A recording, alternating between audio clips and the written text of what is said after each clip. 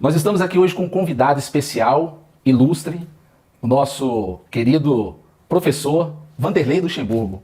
E é uma honra para nós aqui estarmos entrevistando o nosso professor. Nós vamos fazer aqui um bate-bola hoje, gente. Nós vamos aqui falar de uma série de assuntos, não só de futebol, mas nós vamos falar aqui com o professor sobre trajetória de vida, sobre biografia, sobre mentalidade, sobre a mentalidade dos grandes campeões. Até porque o professor tem uma história belíssima, né? Tem um legado, né? Já foi campeão em vários times, em vários atletas, né? Que chegaram ao sucesso com a técnica e com a direção do professor Luxemburgo.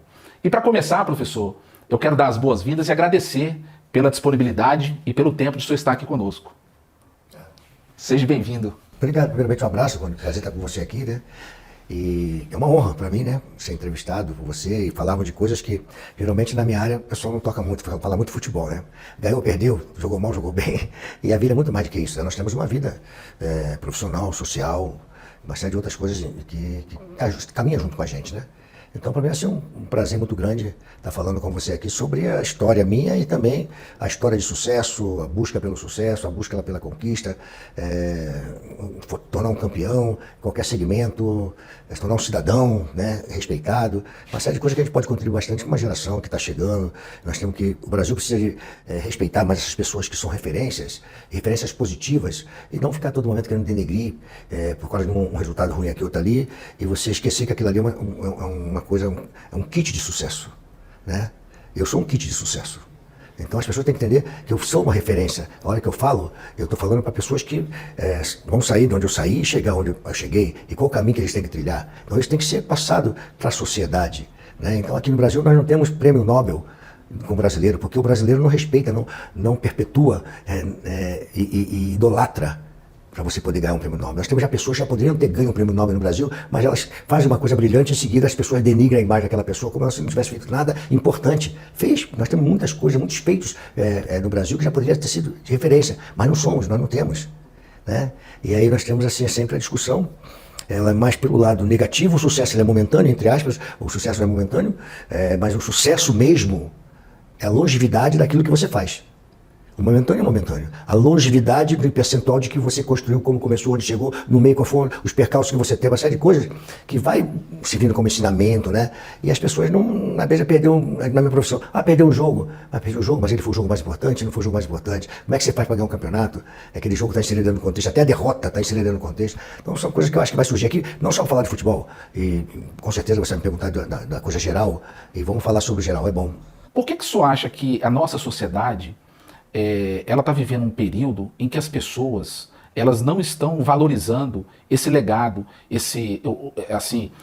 o que as pessoas têm feito de bom? Porque a gente sabe que realmente a nossa sociedade, no geral, estou generalizando aqui, mas as pessoas tendem a olhar mais o ponto negativo, às vezes um deslize da pessoa, até porque o senhor também, nós estamos falando aqui do Brasil, mas não podemos falar do mundo, né? De uma sociedade que o senhor viveu muito tempo na Europa, o senhor foi o senhor foi técnico de outros times fora do Brasil. Por que o senhor acredita que as pessoas, elas às vezes deixam de valorizar, deixam de dar valor àquela pessoa que está contribuindo, que fez algo notável, que deixou um legado, e às vezes a pessoa tem uma falha, tem um errozinho, que todos nós somos seres humanos, e as pessoas olham para isso, professor?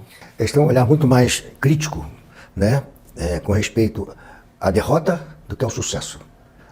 Parte muito grande do formador de opiniões, eles estão mais preocupados com o insucesso do que com o sucesso. E hoje nós vivemos um momento onde não é o Brasil, é o mundo, uma transformação mundial, é um outro momento do mundo. Então o que você vê acontecendo no Brasil está acontecendo no mundo. Então você vê que dentro do movimento social, né, da sociedade brasileira, é um momento de muita instabilidade. Essa é a grande realidade. Nós vivemos um momento difícil, não vou dizer na minha profissão. Nós estamos trazendo treinadores de fora. Importando treinadores. Que não sabem nada da nossa origem, da nossa raiz, da nossa essência. O Brasil é um país do futebol, professor. Por que está acontecendo isso? Porque tem muita coisa acontecendo, porque, por exemplo, quando eu comecei minha carreira, eu tinha que competir com o Zagallo, com o Parreira, com o Tele, com o Hélio Andrade, e vai por aí afora. Essa juventude, os técnicos jovens brasileiros, deveriam estar competindo comigo, com o Felipão, com o Dorival Júnior, com o pessoal mais experiente, para formar esses jovens treinadores. Só que o que acontece? No Campeonato Brasileiro tem 14 treinadores de fora dentro do Campeonato Brasileiro. E nós não formamos mais técnicos brasileiros. Não tem espaço para eles poderem competir. Eles vão errar, como eu errei, vão acertar, como eu acertei. Mas se você não der oportunidade para eles, então eles estão vindo o pessoal de fora com uma cultura totalmente diferente da nossa. Nós não somos robôs para jogar futebol. Nós temos uma capacidade de improvisação, de mudança de direção, sabe, de empirismo, que é a grande virtude nossa. E nós estamos agora virando robô e perdendo a nossa essência de jogar futebol. Nós vamos falar muito sobre isso na entrevista, professor, que isso eu chamo de mentalidade, o mindset. O mindset, o senhor vai ter a oportunidade de falar muito sobre isso. E eu quero aproveitar, professor, e perguntar, porque as pessoas que estão em casa, eu sei que tem pessoas que sabem da história do senhor, mas é importante, acho que é importante, tem pessoas que às vezes não conhecem. Eu queria perguntar para o senhor, professor, como é que começou? O senhor já começou já como técnico, já era um craque jogando bola. Fala para as pessoas, professor, como é que, onde nasceu professor Luxemburgo, a criação que ele teve, a convivência que ele teve com a família, com a mãe, com os pais, e como é que nasceu o professor Luxemburgo? Essa é uma pergunta muito legal, né? Que as pessoas não conhecem a origem da gente, né? Eu não nasci de terno e gravata, né? Nasci em Tinguá, estado do Rio de Janeiro, município de Nova Iguaçu, né? E dentro de uma chácara, pode dizer, um sítio que meu avô foi morar lá, foragido da ditadura. Ele era do Sindicato dos Ferroviários, torneiro mecânico, muito inteligente, meu avô, um homem velho sábio, e foi morar lá porque teve que fugir. Então ele foi lá, tomou posse, fez uso campeão, normal, e nasceu lá minha mãe, eu nasci lá também. E meu avô era como um homem muito sábio, e contra a ditadura, ele leu um livro da marxista polonesa Rosa de Luxemburgo. E ela foi socialista, morreu na Alemanha pelo nazismo, com 36 anos, jogada numa vala, foi encontrada morta. Essa história dela, uma história bonita, que ela brigando pelo social, pelas causas, né? E aí ele colocou no nome da minha mãe Rosa Luxemburgo, em homenagem à marxista polonesa Rosa de Luxemburgo. Meus avós não têm Luxemburgo no sobrenome, meus tios não têm, e Rosa Luxemburgo passou para nós. E eu tenho isso com o maior orgulho, porque independente de você é pobre, você tem que ter orgulho da tua origem, de onde você é. Então, eu peguei aquele nome da minha mãe, né, passou para nós, e passou para o Vanderlei Luxemburgo, porque Luxemburgo é um nome bonito por causa disso, e explicando para as pessoas, né? Mas aí, sim, é um movimento de esquerda, eu sou de esquerda, fui presidente de diretório acadêmico, sempre fui. Tenho orgulho de ser um homem de esquerda, pelo legado do meu avô. E se você ter orgulho é uma palavra, né, gratidão. Eu tenho orgulho e gratidão pelaquilo que meus avós, meus pais fizeram por mim. E me tornei um técnico porque eu, de família muito pobre, fui morar no Rio de Janeiro já, eu nasci em Tinguá, aí fomos para o Rio de Janeiro, que Tinguá é município de Nova Iguaçu, morar em Turiaçu, e fui jogar bola. E jogava bola, e aí morri no colégio, Irajá, aqueles bairros do subúrbio do Rio de Janeiro, e eu fui fazer um teste da escolinha do Botafogo, do Seu Neca, a melhor escolinha de futebol que tinha. Eu jogava de ponta esquerda. E fui lá, fiz a escolinha com o teste, foi até um outro menino comigo, chamado Luizinho Boiadeiro, que veio ser meu cunhado depois, casou com a minha irmã, e eu passei no teste. E ele não passou. E o Seu Neca, no primeiro dia, me botou de lateral esquerdo, nunca mais saí de lateral esquerdo. E ali eu tive uma discussão, primeira discussão que a gente tem que ter de tomar de decisão para a tua vida. Isso foi muito importante. Você tinha quantos anos? 14 anos. 14 anos. A minha mãe queria que o dinheiro que eu ia ganhar, que era 50 da época, que eu dividisse com ela, porque nós éramos muito pobres. A gente plantava o que comia, plantava para poder vender na feira, fazíamos feira. Meu avô fez um engenho para poder fazer caldo de cana, melado para vender na feira, tudo que estava lá. Então era muito pobre e nós fazíamos isso aí. A minha mãe falou, você tem que dar o dinheiro. Eu falei, mãe, não vou dar não, mãe. Isso aqui é para eu jogar futebol. Mas não, mas você tem que ajudar em casa. Eu sei, mãe, que eu tenho que ajudar, mas hoje eu não posso, eu quero isso aqui para jogar futebol. Eu passei para jogar futebol, eu quero jogar futebol. E eu vi aquilo como uma oportunidade minha, olha só, eu vi aquilo como uma oportunidade, que era uma coisa que eu tinha inata, pertencia a mim, jogar futebol. E ela, não, que vai, mãe, eu vou jogar futebol. Ela falou, então tu vai embora de casa. Eu falei, não tem problema não, mãe. Porque se eu você que pegar esse dinheiro aqui hoje, nós vamos dividir miséria. Nós não vamos melhorar a nossa condição de vida. Eu não vou conseguir fazer o que eu quero. Então eu vou embora. Mas não vou esquecer nunca da minha mãe, dos meus avós, não vou esquecer nunca de vocês. Que a minha família hoje é vocês, são vocês. E fui embora, fui morar debaixo da arquibancada do Botafogo. Com 14 anos? 14 anos, tomei essa decisão de ir embora de casa. E foi o que eu falei para ela, falei, mãe, isso aqui é para nós dividirmos miséria, não vamos melhorar nossa vida por causa disso aqui. Mas eu acho que pode acontecer coisa boa para frente. Fui embora. Fui jogar bola, virei profissional de futebol. E eu nunca abandonei minha mãe, meus pais, não, sempre ia em casa, na semana que dava eu ia, não ia embora e esquecer da família. Eu ia embora porque eu queria seguir a minha vida profissional. E fui seguir, me tornei profissional de futebol, virei famoso e virei técnico. E que naquela jogador de futebol, no lugar onde eu virei técnico, a minha vida começou a transformar. Primeira atitude como jogador de futebol mesmo, na época, primeira coisa que eu fiz, onde eu nasci, em Tinguá, não tinha luz, era luz de lampião, não tinha água, era água pega do rio. Eu botei água do rio para dentro e botei luz na casa do meu avô e construí uma casa para ele, que era de sapê. Eu construí uma casa para ele, primeira atitude minha. Aí depois morando... Isso quando você virou técnico? Não, jogador. Jogador. Quando eu virei jogador. Quando você virou jogador. A primeira coisa que eu fiz foi dar uma condição de vida melhor aos meus avós que eu nasci lá. Aí dei para eles, fiz a obra para eles lá. Segundo, virei técnico.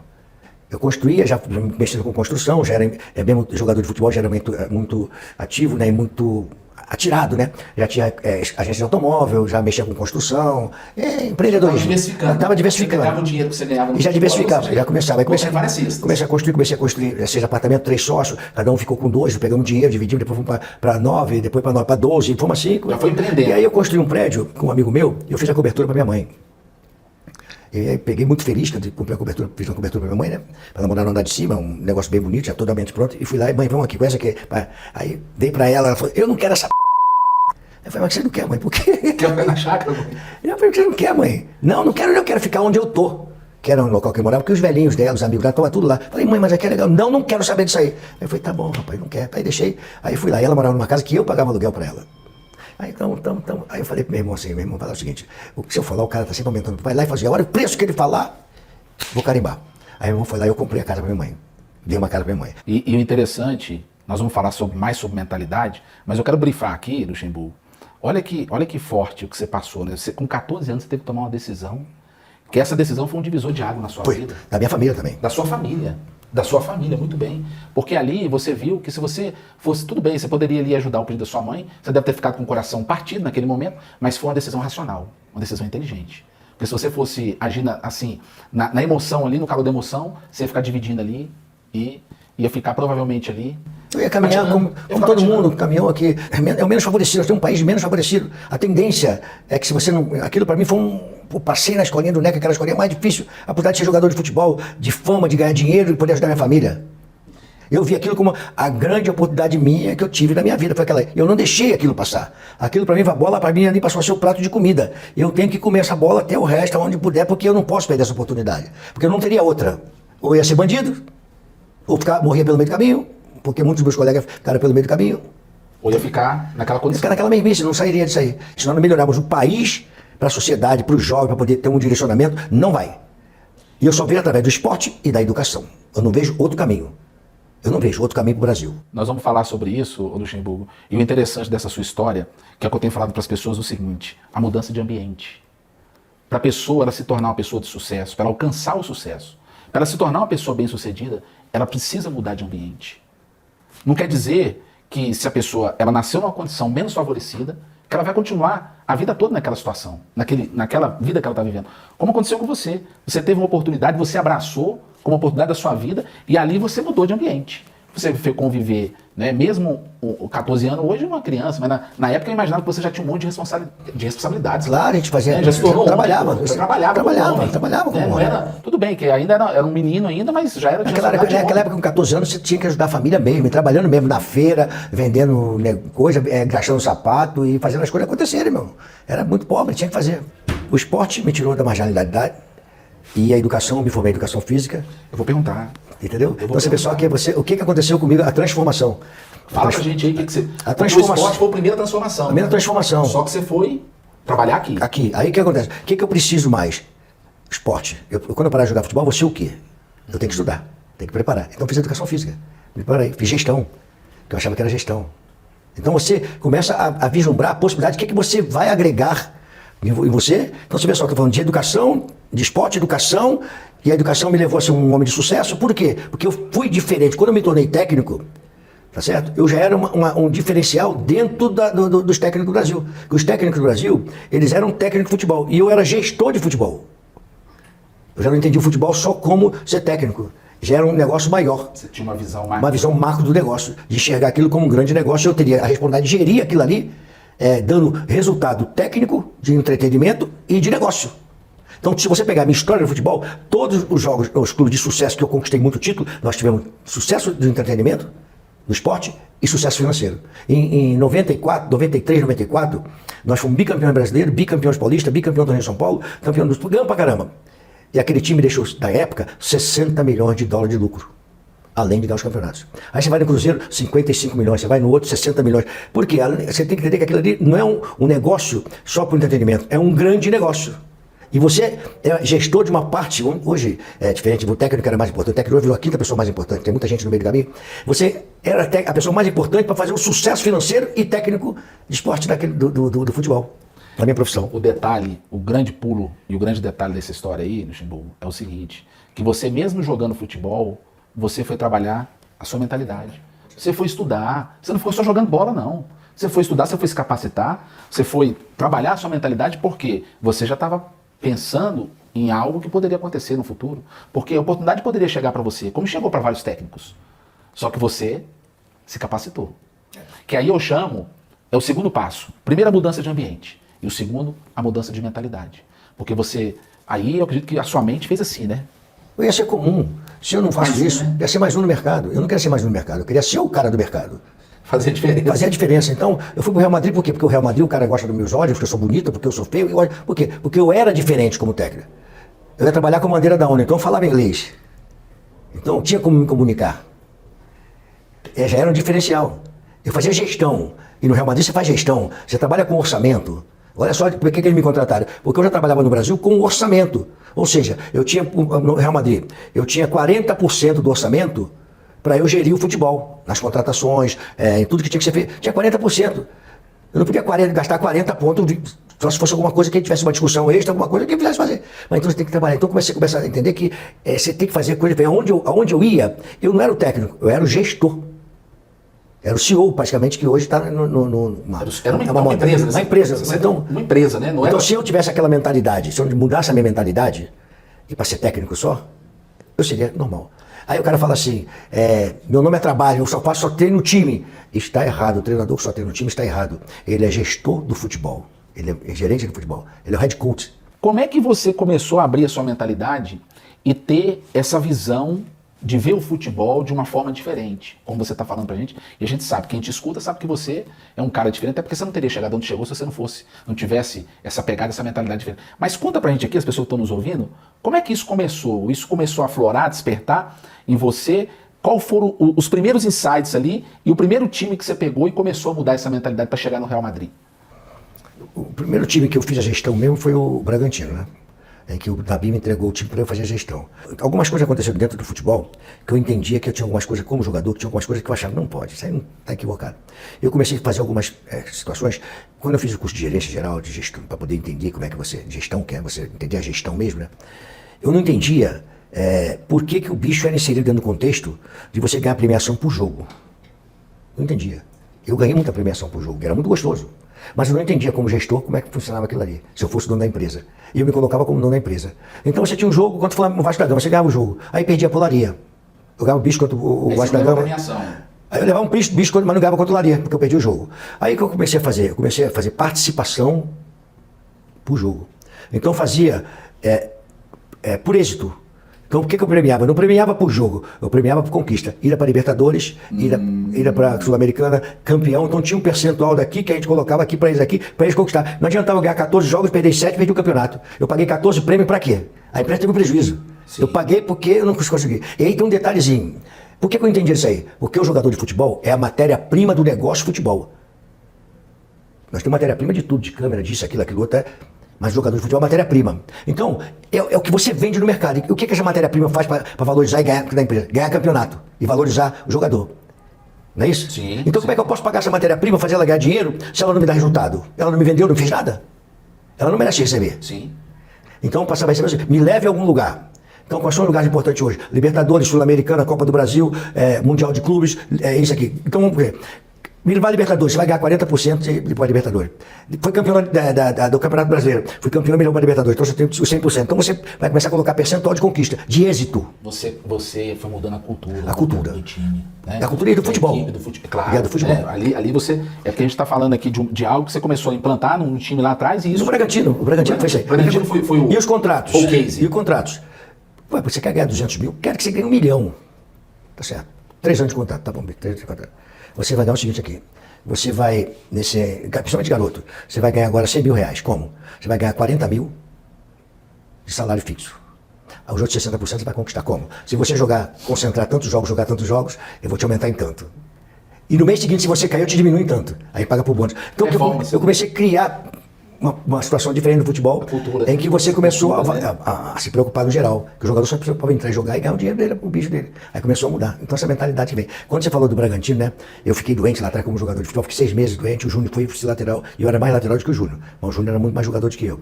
E ali foi um aprendizado já pra vida, porque eu fiquei 6 meses sem jogar futebol, cara. E eu vivia do futebol, né? É duro, né? E aí fui. Passei para técnico com essa cabeça minha, já formado em educação física, já formado em gestão e com uma cabeça do futebol diferente. E o Bragantino foi a Arábia Saudita, em 83, foi onde eu pude colocar todas as minhas ideias em prática. E tem uma história interessante, você já me contou, Xingu, que quando você pegava o jogador que vinha às vezes de uma comunidade, ele vinha de uma família conturbada, né? Vinha de uma situação assim, de muito conflito, e você precisava que o jogador, ele tivesse ali, enquanto ele estivesse ali jogando, ele tinha que estar ali focado. Enquanto isso, a família dele estava amparada. Né? Você deve ter implantado isso com vários jogadores, talvez lá no começo, lá atrás. Nossa, isso é fundamental, rapaz. Você acabou de falar mudança de ambiente. Eu não posso ter o Nélio jogando no Flamengo e a família dele continuando na favela. Eu tenho que mudar o ambiente dele. Eu tenho que trazer as pessoas que ele gosta para perto dele, mudando o ambiente dele e da família. E a família vendo o sucesso dele e crescendo junto com ele. Isso é uma mudança de ambiente, você não pode deixar. Se você não fizer isso, você não consegue. Porque o Adriano, Imperador, meu Deus do céu, queria tanto trabalhar com esse cara, tive até chance de pedir para a Patrícia para eu trabalhar com ele. Eu queria muito ajudar ele. E a filha dele, é amiga da minha neta, cresceram junto, da minha casa. Gosto dele demais. O Adriano não saiu da favela. Ele jogava aqui e ia para lá, jogava aqui e ia para lá. E aquilo para ele era a vida dele. Quando é o contrário, a mudança de ambiente, ele ia continuar aquilo lá, mas ele ia entender um outro lado da vida dele aqui, que podia possibilitar para ele. Sim. Ele não conseguiu ver. Sim.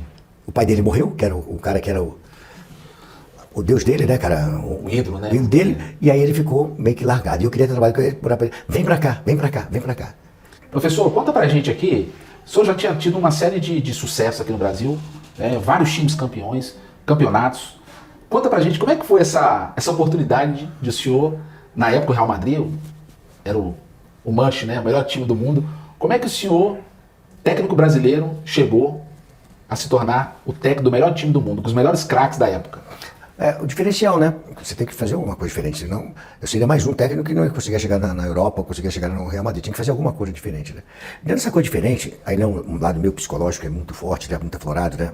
E você sabe disso, que já comentamos sobre isso aí. Sim. Existe uma coisa dentro do sucesso, não só do futebol e de empresas, né? É que as pessoas, elas trabalham muito com o eu dela. O eu é a primeira pessoa do singular em que você coloca o eu como se fosse a coisa mais importante do teu sucesso quando você trabalha com uma empresa. O eu é egoísta, você só trabalha para você, o eu. E quando você conjuga o verbo na primeira pessoa do plural, nós somos fortes. Nós chegamos a lugares que ninguém imagina que nós podemos chegar. Você sabe que vai ter liderança, vai ter a tua capacidade individual, ninguém vai tirar de você. Você é um cara de sucesso, você é um cara muito bom. Mas você tem que pegar toda essa capacidade que você tem, que te pertence, não seja egoísta, não fica com ela para você, coloca à disposição de nós. Se você coloca à disposição de nós, eu coloco a minha, à disposição de nós, outro coloca de nós, esse nós vai ficar muito fortalecido. E nós ganhamos. Nós perdemos e nós ganhamos. Mas quando nós fazemos isso aí, é 80% de sucesso e 20% que pode acontecer alguma coisa errada. Os 80% vão sempre acontecer. Você vai estar beirando ali o sucesso sempre. E eu vejo as pessoas, mesmo de empresa, né? Eles não trabalham o nós, trabalham o eu, e esquece que aquela pessoa que está lá na almoxarifada, aquele outro que está lá, todos têm importância de se colocar à disposição de nós para que o sucesso possa acontecer. E você, no futebol, você trabalha com essa forma. Para eu chegar no Real Madrid, eu fiz a minha capacidade individual. E quando eu fui para o Real Madrid, todo mundo sabia que eu tinha umas coisas importantes. Privilegiar o grupo e nunca um atleta. Privilégio do grupo. O grupo tem que ser privilegiado. Eu era sempre um gestor, porque o Real Madrid trabalha com gestão. Trabalha com resultado. Trabalha com orçamento. O Real Madrid é uma bandeira da ONU. Como é que você vai se comunicar? Então, para você chegar a isso aí, já tem que ser alguma coisa diferente. Você não consegue ser no comum. Então, esse preparo foi acontecendo ao longo da minha vida para chegar. Quando chegou, foi uma coisa de surpresa. Eu estava no Natal em casa, e o Juan Figue chegou, olha, tem uma proposta do Real Madrid para você. Eu falei, tá bom, tá brincando comigo? Pô, tô em casa descansando, passar o Natal aqui, não? Sério? Sério. Eu falei, mas tá bom, então amanhã você vem aqui em casa no Rio de Janeiro, se for sério, que aí no dia seguinte ele estava no Rio de Janeiro falando comigo. Eu falei, cara, é sério mesmo. E aí falou, o Real Madrid quer te contratar. Eu falei, quer mesmo? Quer te contratar porque você é o treinador que hoje tem um perfil para ir para o Real Madrid, daquilo que o Real Madrid está. E como tem jogadores sul-americanos lá, e tem jogadores do Brasil lá, e tua maneira de trabalhar como gestor interessa ao Real Madrid. Eu falei, então vamos para o Real Madrid. E foi assim que tudo começou no Real Madrid. Isso é muito forte. Você me fez lembrar da história do Jordan. O Jordan fala, como o senhor está colocando aqui pra gente, que ele chegou onde chegou porque o grupo, ele jogava em grupo.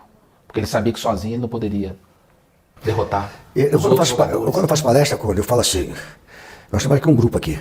Tá? Todos nós somos importantes. Agora preste bem atenção. Se você, direcionando para você, Conde, se você acha que você não é importante, se coloca como importante, porque eu vou precisar de você no momento certo, na hora certa. E se você continuar egoísta, achando que só você é importante para você, você vai deixar o grupo numa situação desconfortável. Então você entenda que você vai ser importante para ele. Não seja egoísta. Se coloca à disposição de nós aqui. Porque eu vou precisar de você. Nós vamos precisar de você. No momento certo, na hora certa. Agora, se eu sentir que você não vai querer pertencer a nós, eu vou tirar você daqui. Porque eu sei que eu vou precisar de você e você vai negar. Porque você vai estar sendo egoísta. Professor, o senhor estava dando um grande exemplo de você performar, de você trabalhar, né, em equipe, ali com todo aquele time. E eu pergunto para o senhor,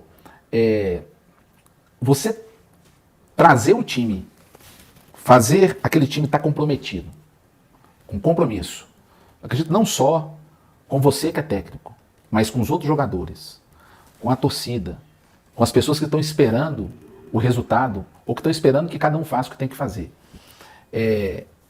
Como é que funciona essa mágica? Fala um pouquinho pra gente dessa mágica, né? Como é que isso acontece? Porque isso eu vejo como um maestro, né?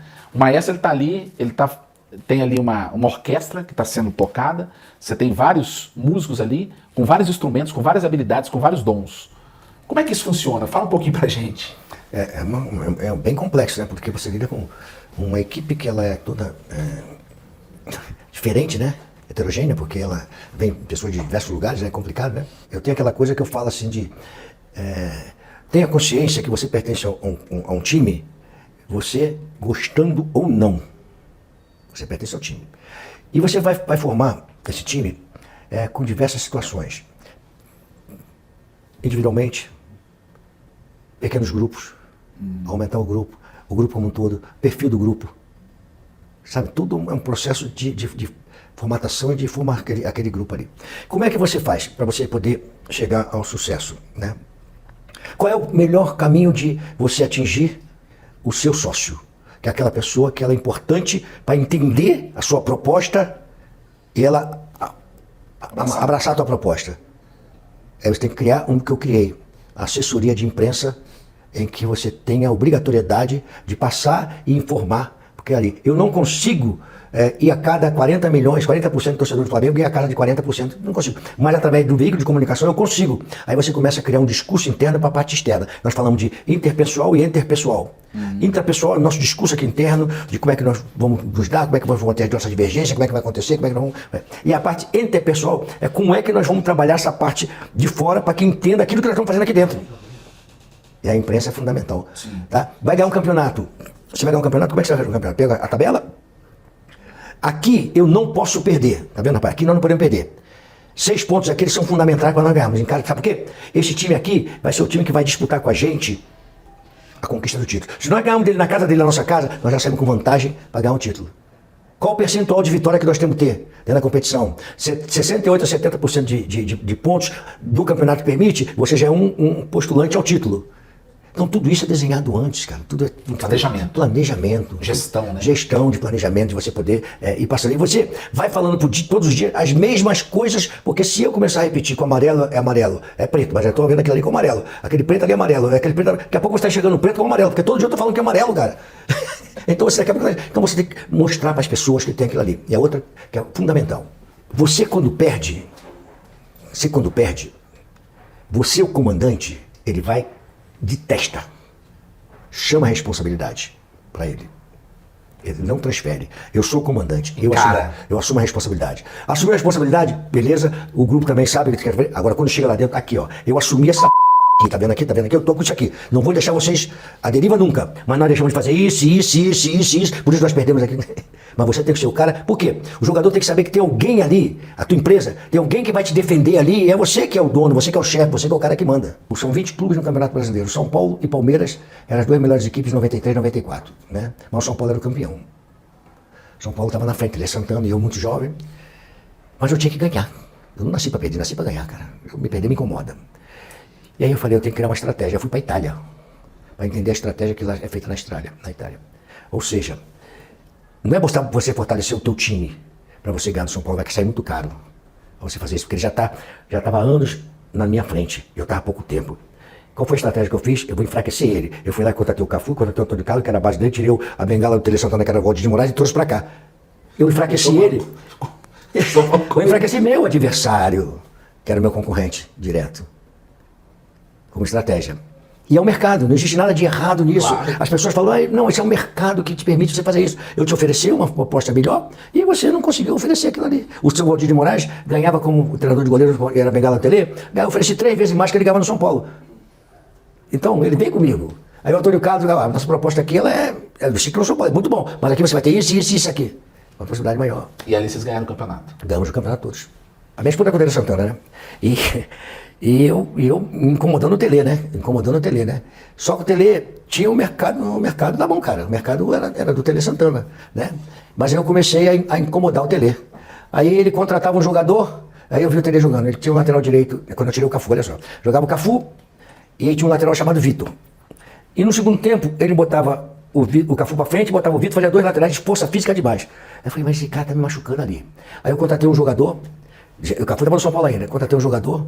A hora que ele mexia no time, eu fazia também no meu aqui.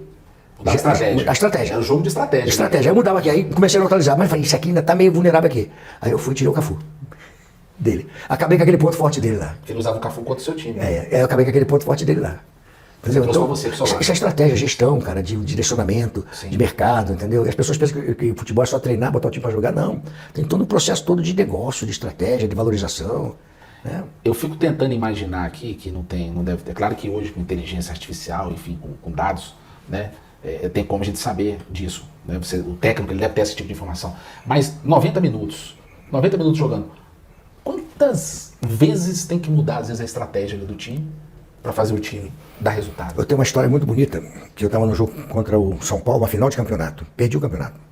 Foi o dia que o Raí voltou para o São Paulo, era uma festa, eu já tinha ganho o primeiro jogo, mas perdi o campeonato.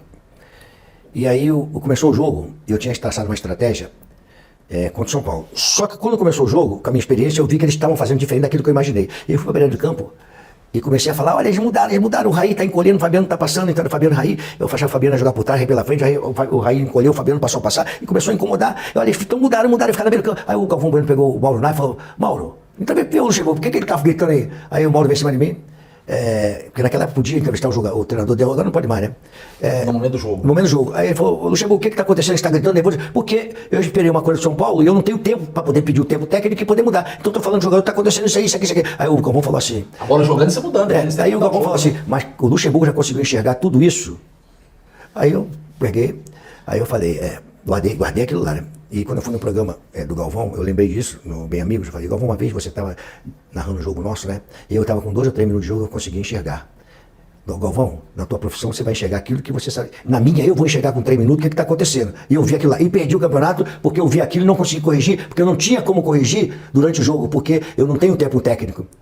Foi em São Paulo, passou a ter o tempo técnico por causa disso. Porque dá tempo. E o futebol precisa de mudar o seguinte, eu preciso chamar um tempo técnico, um só. No momento que eu entender que pode chamar. Para eu ganhar o jogo ou não ganhar o jogo. Eliminar essa possibilidade. Sim. Então eu não tive isso aí. E eu perdi o campeonato. Porque eu não consegui passar isso, porque não tem como. Aí o que eu fiz isso aí? Olha só. Eu criei o ponto eletrônico. Eu botei os 2 jogadores para levar para dentro do campo, o ponto eletrônico de silicone, e eu daqui de fora comentava com eles. Então eu tinha 2 técnicos dentro do campo de jogo, porque o futebol americano é dessa forma.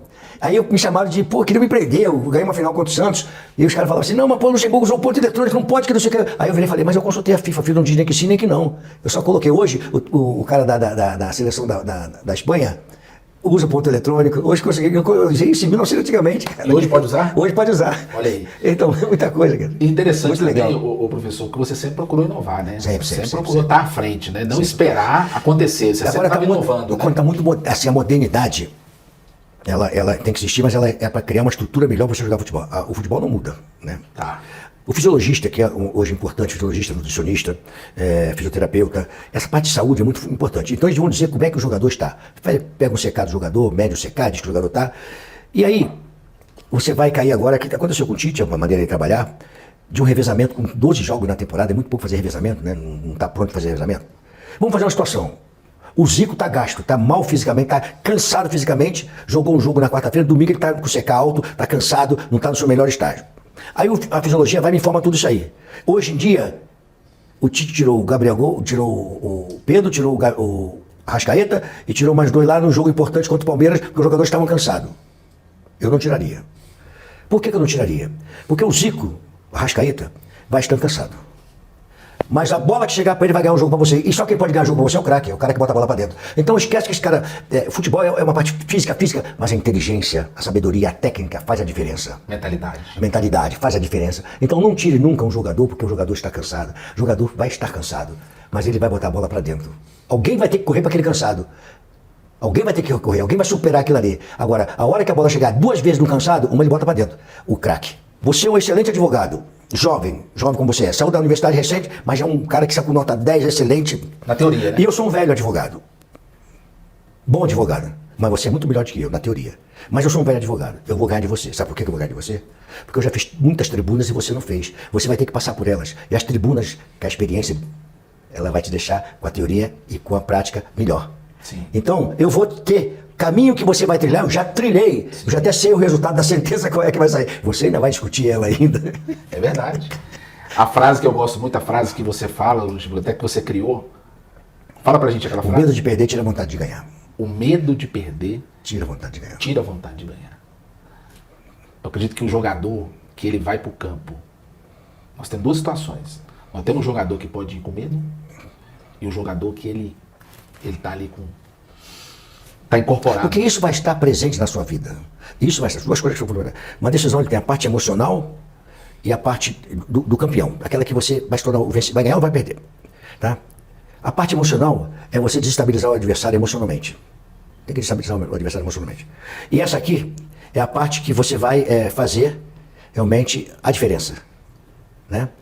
A parte emocional, eu vou chegar perto de você, vou te provocar. Que nem o Zidane fez na Copa do Mundo. Aquele zagueiro lá falou que a irmã dele era uma...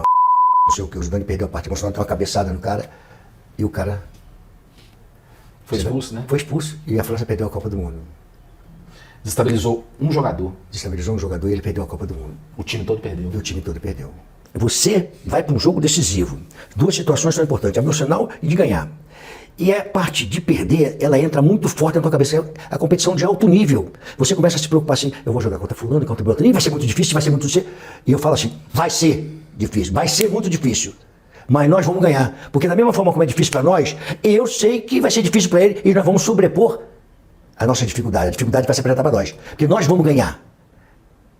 Eles vão ter que ser muito melhor do que nós para ganhar. Difícil não quer dizer que você vai ter medo. Difícil vai ser difícil. Ganhar um campeonato é muito difícil. Agora você tem que saber o seguinte, que a dificuldade, se o adversário for mais forte aqui, ó, mental, e olhar pra gente assim, eu vou botar medo nos caras ali, eles vão perder? Não vão perder. Agora, se nós olharmos pro cara, olha no meu olho que tu vai perder pra mim hoje. Vai perder, meu camarada. É o cara de leão. É isso aí, é isso aí. O professor, brilhante o que você está falando, porque esse momento é o momento da decisão. Eu imagino quantas decisões de campeonato você jogou e ali naquele momento, né, você chegar para a equipe, porque você está ali com 11 ou 22 jogadores, tem os reservas, você tem que passar essa convicção. Isso vai se construindo, Conde. Esse espírito, é claro que você... Isso é construção ao longo do tempo. E quando você vê um jogador que está ali com medo, preocupado, né? O seu posicionamento ali... Vou contar 2 histórias, como é que funciona isso aqui. Quando você vai para esse jogo aqui, para esse negócio aqui, você vai para aquilo ali. Quando você vai fazer, olha aqui, humildade, só humildade, as pessoas passam por cima de você. Não seja humilde. Agora, humildade com personalidade, você vai enfrentar o leão e você vai ganhar dele. Porque eu tenho humildade com personalidade, eu tenho discernimento de reconhecer o adversário que é forte e o que ele é fraco. Se ele é fraco, eu passo por cima dele. Se ele é forte, eu respeito, mas não tenho medo. Chama-se humildade com personalidade. Agora, humilde, o cara caga na nossa cabeça. Passa por cima. Ele se sente inferiorizado, né? E tem coisa que inibe você. Jogador, né? Você tem que saber conhecer o elenco, né? Tem uma situação no Bragantino, nós tínhamos um jogador chamado Zé Rubens.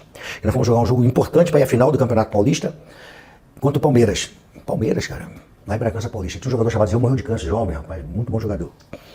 Fiz a palestra todinha, fiz o trabalho durante a semana, fiz a palestra. Quando chegou na parte de campo, que é a hora que eu dou o toque final para o jogador entrar em campo, aí o meu capitão chegou, professor, o Zé Rubens não tá com medo, não vai. Mas o que houve, rapaz? Não, ele tá com medo, não quer ir pro jogo. Eu falei, como é que vai? Pô, treinou também. Aí eu falei, o que aconteceu? Não, professor, não sentindo confiança, não estou sentindo confiança, não estou bem. Pô, mas tu treinou, rapaz, tu tá bem. Aí ele vai daqui, vai, tu vai pro jogo, tu treinou, tu tá bem. Os caras estão com medo de você, rapaz. Tu joga pra ele tá com medo. Desculpa essa palavra aqui. Não, pode falar à vontade. Tu joga demais, você é bom jogador. Ney, capitão, pega esse que leva pra dentro do campo. Dei 2 tapas no peito, leva esse dentro do campo aqui. Ele fez 2 gols. Ganhamos 3-0 e ele foi o melhor jogador em campo. Naquele momento ele sentiu o medo dentro dele. Eu tinha que tirar aquele negócio do medo dele, que ele tava com medo daquilo ali, cara. Então a atuação minha foi fundamental. Eu falo assim, rapaz, você é bom demais, cara. Os caras estão com medo de você. Não fica com medo deles, não. No Bragantino hoje, aí eu falei assim, nós vamos fazer história. Tem tudo no contexto, né, cara? Nós vamos fazer história. Eu não preciso ir ao Palmeiras, ao Cruzeiro, aqui pra fazer história. Eu vou fazer história aqui. Você vai fazer história aqui. Esse jogo aqui hoje é teu. Você é o melhor jogador nosso técnico, pô. As pessoas estão adorando o professor. Até porque, mas isso é o espírito do campeão. É que não consegue ser diferente, você entra no jogo, cara. Você... Eu tô achando que eu tô uma partida aqui. Tá doido? Professor. Tá doido, cara? Professor, mas isso é importante a pessoa que está nos ouvindo. Por quê, professor? Porque isso vai fazer a diferença no meio da decisão da vida da pessoa. O senhor agora aqui, o senhor deu vários exemplos do esporte, do futebol, que a pessoa pode levar para a vida dela. Por quê? São momentos de decisão que ela vai se acovardar, que nós passamos todos os dias, professor. Eu passo, o senhor passa, as pessoas estão nos ouvindo. A vida é aquele ditado, a vida é dura, infelizmente, para quem é mole. Por quê? Ah, mas tem dificuldade? Todo mundo tem dificuldade. Muito. Todo mundo vai passar dificuldade. Mas os momentos de decisão são momentos que eu chamo, professor, importante, é o momento de você romper. Ali você rompe. Você só ganha campeonato. Dá um upgrade. Você só vai ganhar um campeonato, é claro que é como o senhor falou aqui várias vezes. Você vem fazendo trabalho, né, jogando ao longo do tempo, ao longo do ano. Mas no momento da decisão, é aí que vai se revelar que vão aparecer os verdadeiros campeões. Assim, tem algumas coisas assim que a gente vai colocando ao longo da vida, a gente vai ver situações para se tornar um time campeão, né? Então tem a palavra assim, desafio, né? Eu não gosto da palavra desafio. A palavra desafio, ela foi criada pelos CEOs como se fosse uma palavra-chave para o sucesso. A palavra-chave para o sucesso foi a tua que você teve. Você teve a oportunidade de fazer alguma coisa. Eu não te desafiei, você não precisa ser desafiado. Te deu a oportunidade, você entendeu que aquela era a tua oportunidade e você abraçou aquilo ali. Então você não precisa ser desafiado. Te deu a oportunidade que você vai criar a possibilidade. Anota isso aí, gente. Então, em cima das oportunidades, você cria as possibilidades. As pessoas falam, desafio, mas por que eu vou desafiar, cara? Aí eu fui palestra para a Yamaha. Aí eu fui na palestra para a Yamaha, lá era desafio para poder alcançar as metas da Yamaha, porque a Yamaha estava no Brasil, precisava alcançar a meta, e o presidente da Yamaha Mundial estava lá, e eu fui dar palestra, tinha mais de 400 pessoas dentro da sala. Aí eu falei, dentro do auditório. Aqui no Brasil? No Brasil. Aí eu comecei a palestra, fui passando a palavra, tá, desafio. Aí eu fui passando nas mesas, fazendo um X no desafio, assim, tudo desafio, assim, fazendo um X assim. Fazendo um X. Aí cheguei no áudio do palco. Japonês, né? Japonês, cara. Japonês, que os caras são... E todo mundo me olhando. Samurai. E todo mundo me olhando. Todo mundo me olhando. Samurai, os caras é na espada. E todo mundo me olhando, e eu falei, aí eu subi no palco aqui e falei, já começamos a palestra. Já comecei a palestra. Aí todo mundo me olhou, eu comecei a palestra, fazendo um X na palavra desafio. Aí eu queria falar uma coisa pra vocês aqui. Vocês trabalham onde? Concessionário de onde? Aí, pessoal, Yamaha, né? Yamaha é líder de mercado. Tá certo? A Yamaha colocou meta para vocês concessionários aqui no Brasil conquistar essa meta. Vocês têm o melhor produto do mercado e você tem que ser desafiado a vender o melhor produto. Se você não vender, eu troco de concessionário, eu vou botar o outro que vai conseguir vender. Mas vocês têm o melhor produto, não tem que ser desafiado a nada, vocês têm que vender, cara. Eu vou ser desafiado a vender o melhor produto, cara. Então, umas coisas, vocês estão tendo a oportunidade de ser concessionário e Yamaha. E essa oportunidade vai criar a possibilidade de vocês venderem e fazer o que vocês querem fazer. Aí eu fiquei quieto, falei, rapaz, eu acho que eu agredi todo mundo aqui. Aí o japonês lá, o cara não. Aí pô, todo mundo bateu palma, me consagrei. O senhor mundial batendo palma. Me consagrei. Japonês, pô. Porque nós temos uma realidade, rapaz. Eles criaram essa palavra desafio como se fosse uma palavra-chave, ela não é chave. Ou você é competente ou você não é competente. Só desafiar para uma coisa, vou desafiar, aí você faz aqui, você não tem competência, faz aqui. Agora te dou oportunidade para você fazer uma coisa que você sabe fazer. Ah, meu camarada, não tem jeito, cara. Você vai embora e vai abraçar e vai embora. Falando de projeto, na realidade, eu penso o seguinte, professor, que eu tenho falado para as pessoas, a nossa vida é feita de propósitos. Existem propósitos momentâneos e propósitos permanentes. Propósito de vida, às vezes uma família que você quer construir, que eu chamo de um propósito permanente para a vida toda.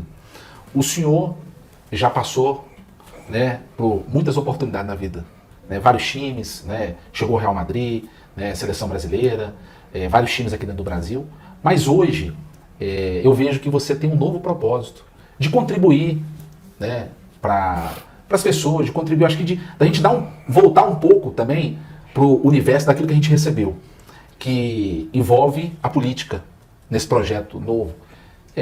Eu gostaria que o senhor compartilhasse aqui um pouco para a gente o que o senhor pensa, o que o senhor acredita que o senhor sendo inserido nesse novo cenário, o senhor vai poder ajudar as pessoas, vai poder ajudar o estado do Tocantins, vai poder ajudar o Brasil? De que forma?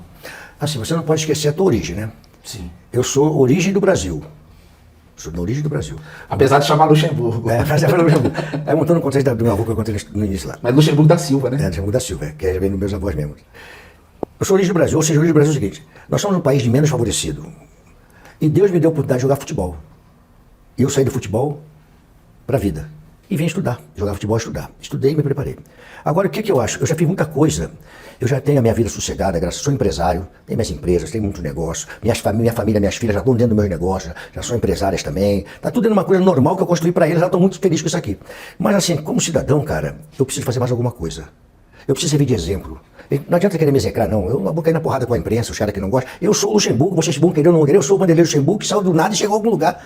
Entendeu? Então vocês têm que entender isso, que isso é uma história, é um legado. Vocês queiram ou não queiram, isso é um legado. E eu quero fazer isso, mais alguma coisa. Quantos Luxemburgo nós temos no Brasil? 90 e poucos % de Luxemburgo no Brasil. De crianças pobres. E pobreza não é uma doença. A pobreza não é uma doença. É o país nosso que é um país do menos favorecido. Sim. Então isso não é uma doença. O que você tem que fazer? O Luxemburgo é um exemplo. Fazer disso um exemplo. Eu era de comunidade, não fui para vagabundagem, fui jogar futebol, futebol me deu oportunidade de estudar, estudei, me formei, me preparei, virei professor, virei técnico famoso, ganhei dinheiro, montei minhas empresas, minha família está muito bem. Então eu sou um kit, um case de negócio. Case de sucesso.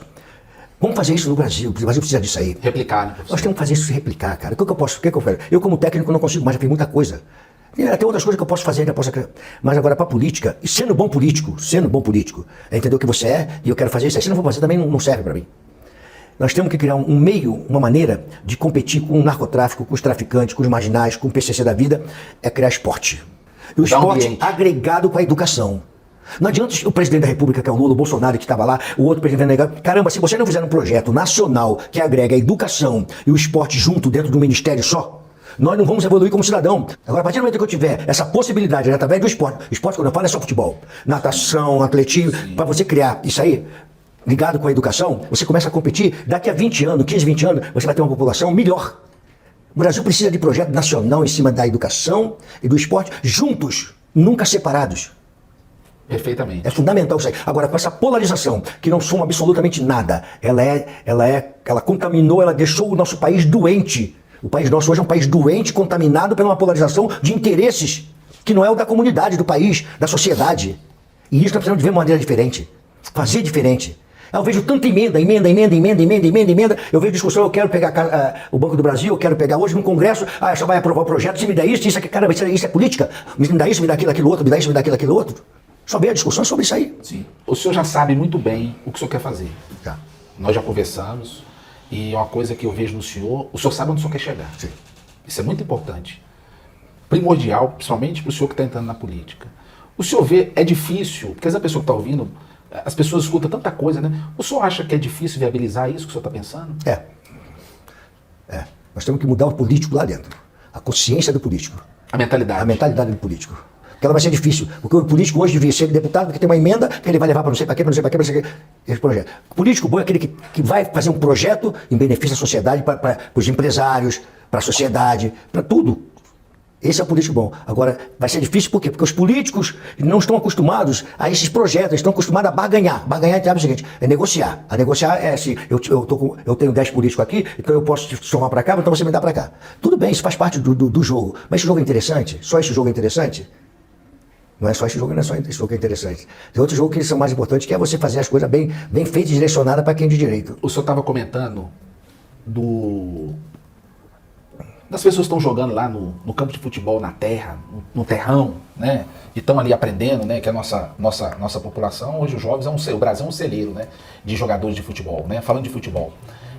Fala de que forma, assim, vamos dar um exemplo aqui, que o senhor estava comentando mais cedo, de que forma isso traria para a população mais carente, para a população das comunidades, de que forma o senhor poderia, né, o senhor na política, de que forma isso se materializaria, né, para a comunidade? O que o senhor pensou de trazer para aquela comunidade ali, que mora às vezes no Minha Casa Minha Vida, ou que mora numa favela? Então assim, Conde, é o seguinte, a gente tem muita situação que tem que ser feita, né? Por exemplo, eu acho que quando eu falo educação, esporte, junto você tem que fazer centros de campos, né? Do ensino fundamental, de base e o esporte. 1, 2, 3. E escola técnica. Porque às vezes o cara não quer, porque na necessidade do país, a escola técnica é fundamental. Porque você não vai ver no que é universidade pela necessidade de poder ajudar as famílias. Então, você até aqui, escola técnica é universidade, você vai escolher. Então você faz o campus aqui, ensino fundamental, ensino de base e esporte. Pum, aqui você vai escolher escola técnica ou universidade. Tá certo? Isso tem que partir, fazer de imediato a nível federal. Um projeto federal, nacional. Você criar Campus. um campo, né, centro de treinamento ali com esporte e educação junto. E você vai começar no ensino fundamental e de base. E a outra é o seguinte, cara, você tem que ser um projeto nacional. Uma coisa que é fundamental, isso é uma coisa que eu queria fazer no Tocantins, e vou fazer no Tocantins, eu sou meio casca grossa, quando eu quero uma coisa eu vou conseguir, eu vou chegar lá. Cara, qual é a segunda doença que mata mais no Brasil e no mundo? A segunda doença? Que ela é invisível. Não é depressão, não, né? É invisível. Qual que é, professor? Diabetes. Por que nós não temos hospital do diabético? Boa. Por que você tem que esperar o cara vai perder um braço, vai perder uma perna, vai perder para você? Vai de encontro a isso aí, criar para uma comunidade essa possibilidade. Então os municípios do estado do Tocantins, os municípios, se você a região, aí tem que ter um hospital de uma região, que é o hospital do diabético. Ele não é um hospital, é um hospital do diabético, como tem o hospital do câncer. Especialista. Hospital do coração, especialidade para aquilo ali. Então por que não fazem isso, cara? A população está crescendo muito. Crescendo muito e mata muito, cara. Olha só, então olha o que eu tô falando pra você. Tudo coisa que eu quero fazer. A outra coisa é o seguinte, por que os loteamentos, eu sou loteador, eu tenho loteamento, por que tem que deixar 30%, 20% dependendo da onde é, para o município? E principalmente nos loteamentos de Minha Casa Minha Vida para as pessoas menos favorecidas. Faz com que o loteador, ou dê algum benefício para o loteador, se não der o cara vai fazer, bota lá na exigência, que é ínfimo o valor que você vai fazer ali, aqueles 20% ele faz área de lazer, em participação com o município, para oferecer ali campo de basquete, quadra de society, tudo. O loteador vai fazer aquilo ali. Hoje não é feito nada, coisa simples para aprovar. Mas quer aquilo ali, é o seguinte, amanhã a prefeitura vai fazer alguma coisa para negociar o quê? Nada. Aí se você pegar, você constrói ali um centro de referência dele, o campus ali, centro de esporte, de educação, e você tem ali no loteamento toda a parte esportiva para eles participarem lá. E aí, como é que fica? Nós precisamos fazer o seguinte, nós perdemos nossos campos de várzea. Acabamos no Brasil com especulação no mercado imobiliária. O centro de treinamento do Brasil, dos clubes, é obrigado a sair a CBF Federal, CBF, Federação e clubes. A obrigatoriedade de fazer campo para a categoria de base, ruim demais. 20 por 20, esburacado, lameado, sem gol, com golzinho, com gol pequeno, gol grande, que ali nós vamos continuar formando craque. Não é obrigação do governo também fazer isso. No Amazonas, no Maranhão, o Dino, quando foi governador, fez mais de 70 arenas de barro, jogando futebol no barro. Projeto para a comunidade. Que é onde a comunidade aprende. Onde nasce o craque, onde nasce o craque. Nasce o craque. O fenômeno. Nasce o fenômeno. Todos nasceram ali. Pelé, Zico, Ivan Maradona, Ronaldo, todos nasceram ali. Os Luxemburgo. Professor, olha, foi um prazer estar aqui. Gente, vocês não imaginam aqui a carisma que é estar com o professor pessoalmente, e recebemos aqui uma aula hoje com muitos aprendizados, muitos insights. E eu quero agradecer por esse momento oportuno. Espero que tenha contribuído com você aí. E professor, eu vou falar para o senhor aqui. Eu quero estar aqui junto, nós vamos aqui agora firmar aqui um pacto de pensamento, de mentalidade, porque eu quero estar na posse do senhor lá no Senado Federal em breve. Tomara. Vai dar certo.